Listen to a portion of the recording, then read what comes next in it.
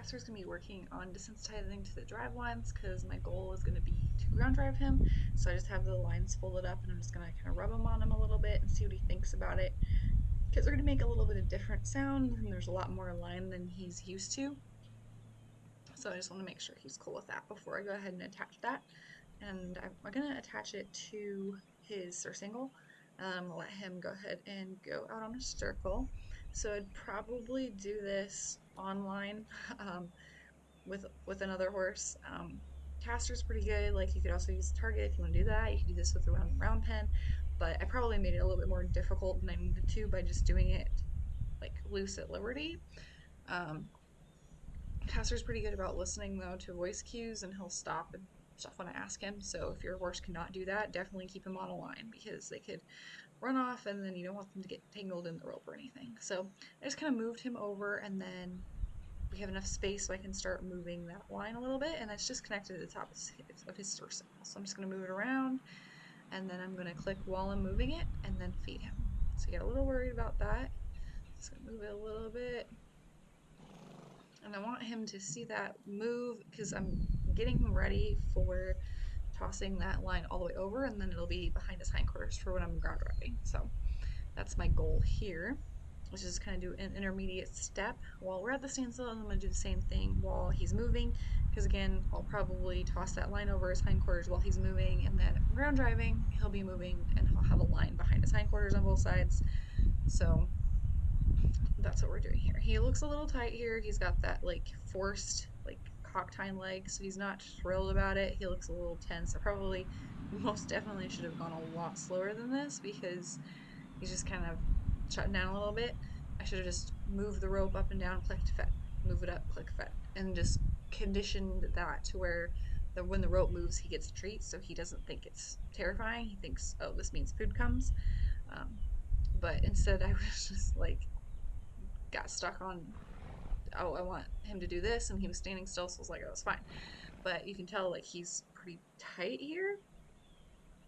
So breaking it down would have helped a lot more. Even though he's standing still, he's still kind of stuck here.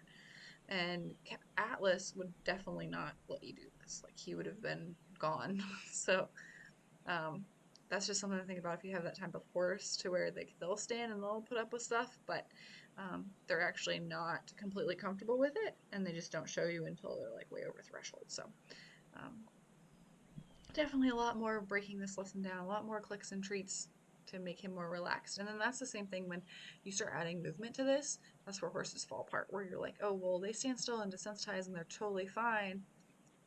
That's because they're like la la la, like they have their hands in their ears, and if they're people, they're covering their ears and they're not listening because they're like, I'm not here, I'm fine, everything's fine.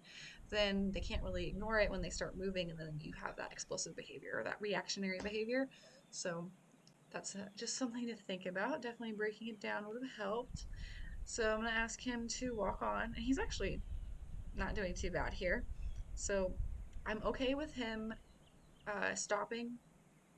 Like if your horse is walking and then you move this and he stops, I'm okay with it. In the beginning, I'm not going to be too upset about that, but I do want him to walk on while he feels that so he doesn't get tight and tense when something happens and then again go to shut down. So I'm gonna ask him to walk on, and then I will just move this. That looks great. I love that, where he's just cruising, and I'll click him, and then I'll go ahead and feed him. So every time now, like that you see him stop, I'm gonna click, and that's why he stops. But if you're moving that and you either aren't using positive reinforcement or you haven't clicked, he got a little scared there because I went to touch him. See how like a little thing can become something bigger because he was a little tense to begin with. Even though it wasn't a huge reaction, it was enough that he wanted to leave. So if you start moving the rope and your horse stops every time, that's because it's causing him a little bit of tension. So that's just something to think about. Like there, he stopped on his own. So, and then he went on his own, which is good. But just making sure that he is totally relaxed with that moving. That looks pretty good. So click and feed that. It actually doesn't look bad. I'd like more relaxation at the standstill, but overall, um, not horrible for him. Pretty good. And I could have made this easier by using a target so you could follow that. That would probably have been my best bet. If you don't want to use a target, you can just clip a lead line to his halter, and that would have worked well if you want to do that. But overall, not too bad. He's engaged here. He's listening to the rope. And you can see his ears swiveling around. He's looking at me. So I want to toss that up over his back, over his hindquarters. See there, he's a little tight, a little tense. Yeah, so he's not super comfortable at the standstill. Not horrible, but you see those little jumps and those little reactions, and you really don't want those at any point in time, especially while ground driving, while riding though. So those are those little jumps that uh, come because I've pushed too far. So I should have done more thorough desensitizing at the standstill, and then I would have gotten rid of these things. So by breaking it down and just making sure that he understands that it's not that scary. So, because he doesn't know, he just thinks that there's rope flying around him, so he gets worried and wants to just stand there and pretend it's not happening. So that's where you get those little jumps, even though like he's been touched with the driving whip a million times. You saw earlier he jumped, and I don't even know what caused this last jump. So it's just one of those. It's like Warwick Schiller says, the worry cup, like his worry cup is overfull. So he's already worried about, maybe having a surcingle on. Then he's worried about having this rope here, and then the little thing that could be the thing that makes a big reaction happen is just me touching him with the driving whip, even though it's something that happens all the time in this context with all these other stressors. It becomes the one thing that makes the horse just can't deal with it anymore. So that's a good example of that. So again, I wasn't using the treats as much as I should have or should have want to now.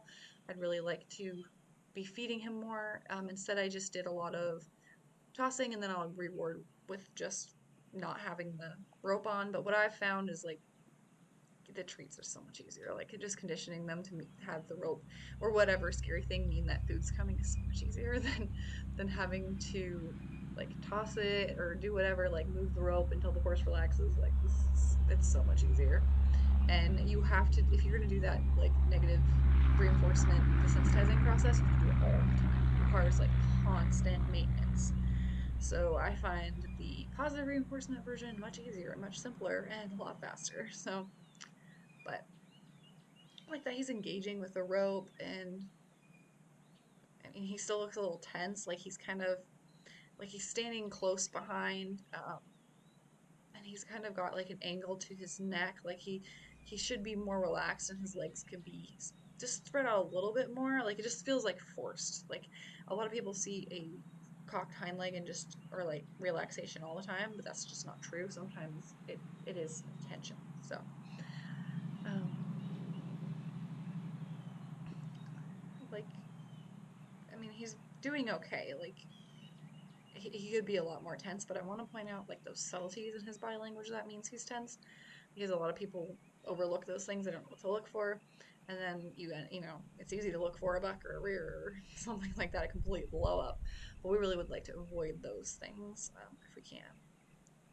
So I've moved to the other side, and I'm just doing the same thing I did on that left side, which I should have started off with, is just at the standstill on the left side and the right side, and then walk. But I did the left side standstill and the left side. So another thing that I would do differently now if I retrain this, or train this on a different horse, but um, that rope move, like yeah, he just looks tense in his body language overall. And this is one of those subtle things, like when you get on and you see those like first rides on colts and they look a little tense, but then they end up blowing up. Um, that's one of those things where you can read that subtle behavior and know that they're not completely okay under the surface. And he's still taking treats, so he's kind of in the middle. Like I wouldn't think, but this body language, he's not gonna like blow up, but he's not completely relaxed either. So I'm just gonna desensitize, toss that rope up, because what I like to do in ground driving is just like lots of tossing the ropes up, because I like to, when I have them halt, I'll toss one line up so I have both lines on one side so I can go up and give them a treat. So I probably do a lot more of that than most people, because I think most people are not using clicker training when they're doing ground driving, but I do a lot of rope tossing, getting them used to having that rope on their hindquarters, and for some horses that's really worrying. So that's what I'm trying to do here, and then I'll let him just take a minute and chew on his treat and hang out. But yeah, I would definitely do more conditioning, more of just tossing the rope up, clicking while it's going up, and then giving him a treat. And then you could even do just moving the rope, giving a treat, moving a rope, giving a treat. So it becomes like a click. You're just making it, you're giving meaning to something. So counter conditioning is you're changing its meaning, but just conditioning regular is you're giving meaning to something. So I would be just giving meaning to the rope moving. But I'm just asking him to walk a little bit, and he's gonna go forward from that driving whip. Um, just me lifting it up, and he looks pretty good there. And there he wanted to stop, so he's got a little tension. And he went ahead and went, so that was good. So I shouldn't have gone and like continued to throw it up and toss it over his legs. But overall, he's handling it well. But again, Castor is very tolerant. He's one of the easier ones. He's not the easiest, but he's definitely one of the easier ones. If I did this with Atlas, it would not go well. That's why I end up with all this stuff, because everything I did with Atlas with the reinforcement did not go great. So made me learn how to do a lot of new things, which is nice for me and for Atlas. But he is one of those, Castor is one of those forgiving horses. So let him hang out here. Again, I'd like his neck to be flatter. I like when he moves, like it seems like he feels more relaxed when he moves. He looks more relaxed. Sometimes it's the opposite way though. Like once the horses get going and you're moving this line around, they could be really worried. So you want to make sure that line doesn't get too tight. You want them to feel it, but not like really pull. So that looked really nice actually. You gotta be careful with this because I should have probably tossed that line up over his hindquarters because he can end up spinning around and getting like turned up in there, twisted around in there. So you don't want that. So again, if I had him on a line, I could get him out onto the circle a little bit better. I should have just tossed that rope up over his hindquarters and then given him a treat. But you don't want them to get tangled. You don't want them to have a bad experience. If you don't have great rope handling skills, I'd work on those and make sure you're good with it before you do this because you can really scare your horse and then you have a lot of work to do. If you just practice those rope handling skills, if you can practice without a horse, if you can practice on a horse that's already knows how to do these things, I mean, great, and then come back and do it with your horse. Because it's so much easier to just teach a horse the first time than have to go back and fix stuff, especially if you have all these drive lines. The drive line is very long, so I'm just gonna have him come back here. So I need to take the line off.